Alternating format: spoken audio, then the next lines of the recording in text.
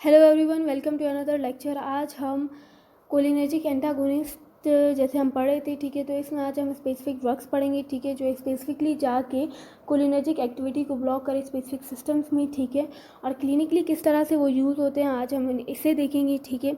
सबसे पहले सीएनएस में देखेंगे, आई में देखेंगे, पार्किंसंस में देखेंगे, पॉइजनिंग, ब्लैडर, स्टमक, हार्ट, इन सब में देखेंगे किस तरह से कौन से स्पेसिफिक ड्रग्स हैं जो स्पेसिफिकली आके इन जगहों को, इन सिस्टम्स को जाके वो ब्लॉक करें इनमें कोलिनर्जिक एक्टिविटी को, और किस तरह से हम उन्हें क्लिनिकली यूज़ कर रहे हैं, ठीक है।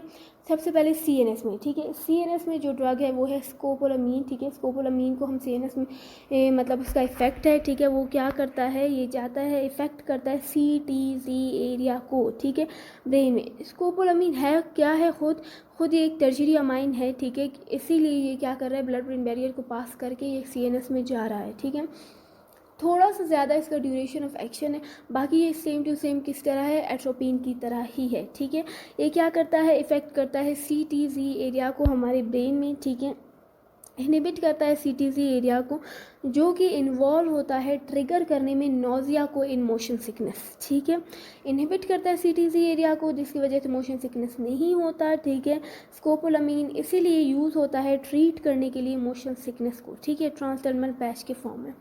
अब जो दूसरा है हमारा सिस्टम वो है आई, ठीक है। आई में कौन सा ड्रग है, नॉर्मली क्या होता है, एसिटाइलकोलिन आता है, आई में M3 रिसेप्टर को स्टिमुलेट करता है और मियोसिस करवाता है, अकोमोडेशन स्पाज्म करवाता है, ठीक है। लेकिन अगर हम कोलिनर्जिक एंटागोनिस्ट देंगे, ठीक है, तो ये क्या करवाएगा, माइड्रिएसिस करवाएगा और एकोमोडेशन का लॉस करवा के साइक्लोप्लीजिया करवा देगा।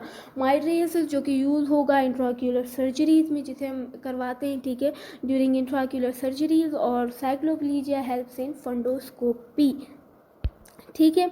तो fundoscopy is the examination of retina का एग्जामिनेशन जब हम करते हैं उसे कहते हैं, ठीक है। तो और फॉर डायग्नोसिंग रिफ्रैक्टर एरर्स, तो कौन सा एंटागोनिस्ट देंगे जो ये करवाएगा। पहले हम एट्रोपिन यूज़ करते थे, लेकिन एट्रोपिन के इतना ज़्यादा ड्यूरेशन ऑफ एक्शन की वजह से 7 दिन तक वो आई में एक्टिव रहता था, इसीलिए अब हम उसे इतना यूज़ नहीं करते, ठीक है। जो यूज़ करते हैं वो है साइक्लोपेंटिलेट और ट्रोपिकेमाइड, ठीक है। इन्हें हम यूज़ करते हैं इन पर्पसेस को अटेन करने के लिए। थर्ड जो है वो है पार्किंसंस, ठीक है। पार्किंसंस में ये एक ऐसा डिजीज़ है, नॉर्मली क्या होता है, हमारे ब्रेन में एसिटाइलकोलिन और डोपामीन के लेवल्स इक्वल होते हैं, ठीक है। अगर 100 डोपामीन है तो 100 ही एसिटाइलकोलिन होंगे। लेकिन पार्किंसन में क्या होता है, जो डोपामीन है इसके लेवल कम हो जाते हैं। क्यों? क्योंकि हमारे जो डोपामाइनर्जिक न्यूरॉन्स है वो डैमेज हुए हुए होते हैं, जिसकी वजह से डोपामीन सही से रिलीज़ नहीं हो रहा था, ठीक है। एसिटाइलकोलिन के लेवल्स अभी 100 है और डोपामीन के क्या हो जाते हैं 50 फॉर एग्जाम्पल, ठीक है। तो दो तरीके हैं जिससे हम क्या करें, या तो डोपामीन के हम लेवल्स को इंक्रीज़ करें, ठीक है, जो हम करते हैं नॉर्मली। लिवोडोपा एक ड्रग है जो कि एक प्रो ड्रग है जिसे हम देते हैं और वो जाके ब्रेन में डोपामीन में कन्वर्ट हो जाता है और डोपामीन के लेवल्स को नॉर्मल कर देता है, ठीक है, पार्किंसन। लेकिन ऐसा भी तो कर सकते हैं कि एसिटाइलकोलिन के लेवल्स को कम कर दे, मतलब 50 अगर डोपामीन है तो हम 50 करवा दें एसिटाइलकोलिन के लेवल्स को, तो ये हम करते हैं, ठीक है। इसमें यूज़फुल है कोलिनर्जिक एंटागोनिस्ट। ये क्या करते हैं, कोलिनर्जिक एंटागोनिस्ट डिक्रीज़ करवाते हैं एसिटाइलकोलिन लेवल्स को, ठीक है। मतलब अगर 50 हमारे पास एसिटाइलकोलिन है तो, सॉरी 50 अगर डोपामीन है तो 50 ही हम करवा देते हैं एसिटाइलकोलिन के जो इनहिबिटर्स हैं, क्या नाम इसका, कोलिनर्जिक एंटागोनिस्ट देके, ठीक है, जिसकी वजह से हम बैलेंस को फिर से रीगेन कर लेते हैं। तो कौन से ड्रग्स हैं जो ये करते हैं, ठीक है, एसिटाइलकोलिन के लेवल को कम करते हैं। कौन से कोलिनर्जिक एंटागोनिस्ट है, इन्हें हम बी से याद रख सकते हैं, ठीक है। दीज आर हेक्सोल, बेंस्ट्रोपीन एंड बाइपेरिडीन, ठीक है। ये 3 ड्रग्स हैं जिन्हें हम देते हैं। फोर्थ है पॉइजनिंग, ठीक है। पॉइजनिंग में किस तरह से हम कोलिनर्जिक एंटागोनिस्ट को यूज़ करते हैं, देखो, कोलिनर्जिक एगोनिस्ट जैसे कि ऑर्गेनोफॉस्फेट्स है, नर्व गैसेज है, अगर इनका जो है वो पॉइजनिंग हो जाए, ठीक है, तो उस पॉइजनिंग को ओवरकम करने के लिए हम देते हैं एट्रोपिन, जो कि कोलिनर्जिक एंटागोनिस्ट है, ठीक है।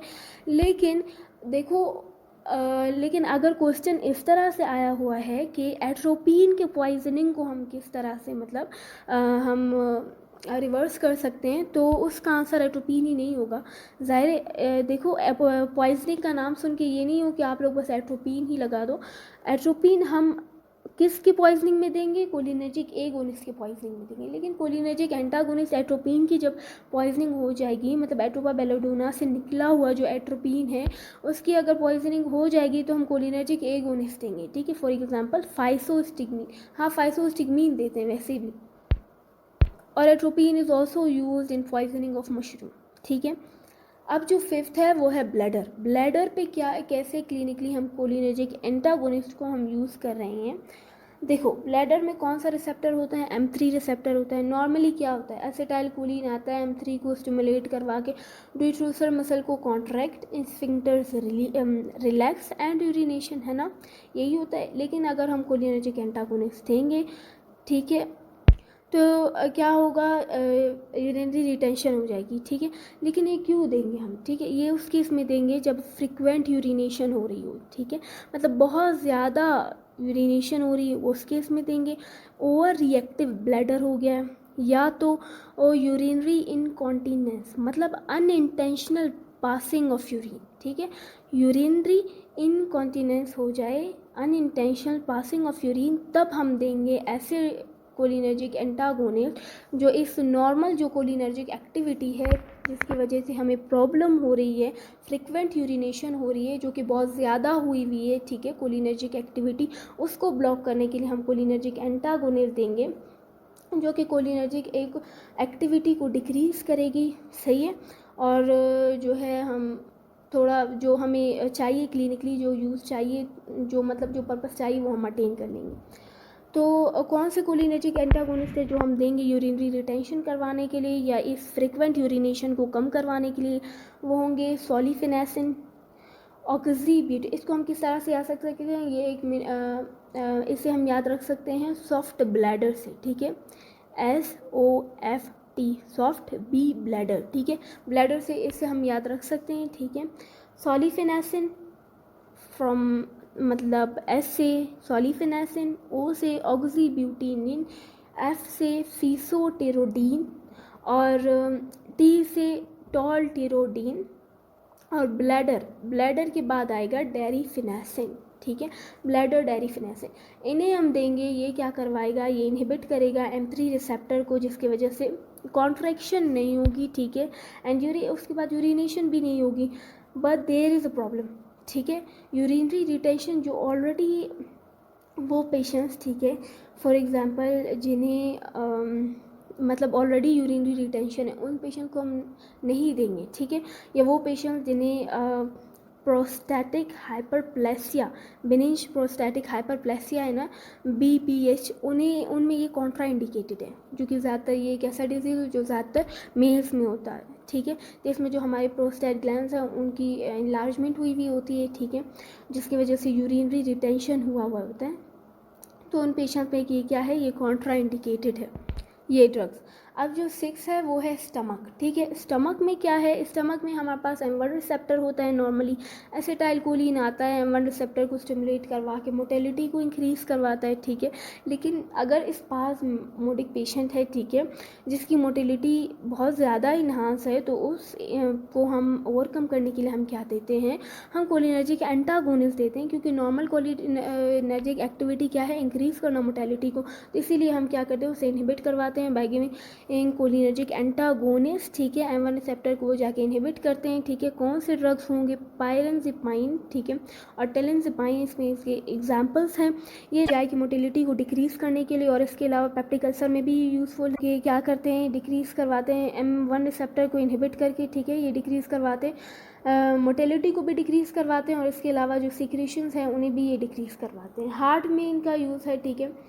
हार्ट में क्लिनिकली किस तरह से कोलिनर्जिक एंटागोनिस्ट यूज़ हो रहे हैं, नॉर्मली क्या होता है, M2 रिसेप्टर, ठीक है, जो हमारे हार्ट में होता है, एसिटाइल कोलिन आता है, M2 रिसेप्टर को स्टिमुलेट करवाता है और हार्ट रेट को डिक्रीज़ कर देता है, ठीक है। लेकिन अगर पेशेंट है ब्रेडिकार्डिया का, ठीक है, तो उसमें ये क्या होगा, हार्मफुल होगा ये सिस्टम। इसलिए हम क्या देंगे, M2 रिसेप्टर ब्लॉकर्स या कोलिनर्जिक एंटागोनिस्ट देंगे, जो आएगा और इनहिबिट करेगा M2 रिसेप्टर को, और क्या कर देगा, इंक्रीज़ कर देगा हार्ट रेट को, ठीक है। लेकिन अगर ओवरडोज हो जाएगा तो ट्रैकिकार्डिया हो सकता है। अभी है हमारे लंग्स में, हमारे ब्रोंक्यूल्स में क्या इफ़ेक्ट है, कोलिनर्जिक एंटागोनिस्ट किस तरह से वहाँ पे क्लिनिकली यूज़ हो रहे हैं और किस तरह से वो यूज़फुल हैं, ठीक है। तो ब्रोंक्यूल्स में नॉर्मली M3 रिसेप्टर्स है, ठीक है, जो कि एसिटाइल कोलिन आता है, उन्हें स्टिमुलेट करता है, ब्रोंको कंस्ट्रिक्शन करवाता है, ठीक है। लेकिन अगर एक एस्थमेटिक पेशेंट है, ठीक है, जिसके ब्रोंक्यूल्स ऑलरेडी कॉन्स्ट्रिक्टेड है, ठीक है, तो उसमें तो ये हमें ये इफेक्ट नहीं चाहिए होगा ना कि और उसके ब्रोंक्यूल जो है वो कॉन्स्ट्रिक्ट हो जाए।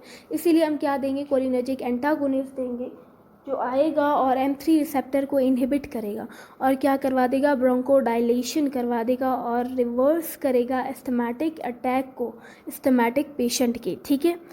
तो ड्रग्स कौन से यूज़ होंगे, जो पहला ड्रग है वो है इप्राट्रोपियम, ठीक है, जो कि एक नॉन सेलेक्टिव कोलिनर्जिक एंटागोनिस्ट है। M3 पे अगर हम बात करें तो ये नॉन सेलेक्टिव है, ये सिर्फ M3 पे आके एक्ट नहीं करेगा। और जो दूसरा हम देखें, क्योंकि ये M1 पर भी एक्ट करता है, M2 पर भी और M3 पर भी। जो सेकंड है वो है टियोट्रोपियम, ठीक है, टियोट्रोपियम एक्ट करता है सिर्फ M1 और M3 रिसेप्टर पे, तो ये उससे फिर भी ठीक है, फिर भी सिलेक्टिव है, इसीलिए अभी ज़्यादातर जो है वो ये यूज़ होता है। इसका थोड़ा सा ड्यूरेशन ऑफ एक्शन ज़्यादा है, लेकिन जो यूज़ करते हैं हम वो टियोट्रोपियम को ज़्यादा यूज़ करते हैं और इप्राट्रोपियम से, क्योंकि इप्राट्रोपियम क्या है, नॉन सिलेक्टिव है। अब ग्लैंस पे क्या इफेक्ट होगा, ग्लैंस में कौन से रिसेप्टर्स हैं, M3 रिसेप्टर्स हैं। नॉर्मली क्या हो रहा होता है, एसिटाइल कोलिन आता है, M3 रिसेप्टर पे एक्ट करता है और सिक्रेशंस को इंक्रीज़ कर देता है। लेकिन अगर हम कोलिनर्जिक एंटागोनिस्ट देंगे, वो आएंगे M3 रिसेप्टर को इनहिबिट करेंगे, सिक्रेशंस को डिक्रीज़ कराएंगे, लेकिन ये इतने यूज़ नहीं होते, क्योंकि सिक्रेशन डिक्रीज़ होंगे तो क्या होगा, अगर स्वेट भी डिक्रीज़ हो जाएगा, अगर स्वेट सिक्रीशन डिक्रीज़ होंगे तो क्या हो सकता है, हाइपरथर्मिया हो सकता है। अगर हाइपरथर्मिया हो जाएगा, ज़ाहिर है जब बॉडी टेम्परेचर रेगुलेट नहीं होगा तो क्या होगा, इंक्रीज़ हो जाएगा टेम्परेचर, और जो चिल्ड्रंस है या एल्डरली पेशेंट्स है उनमें क्या हो सकता है, डेथ भी हो सकता है हाइपरथर्मिया की वजह से। That's all guys, thanks for watching.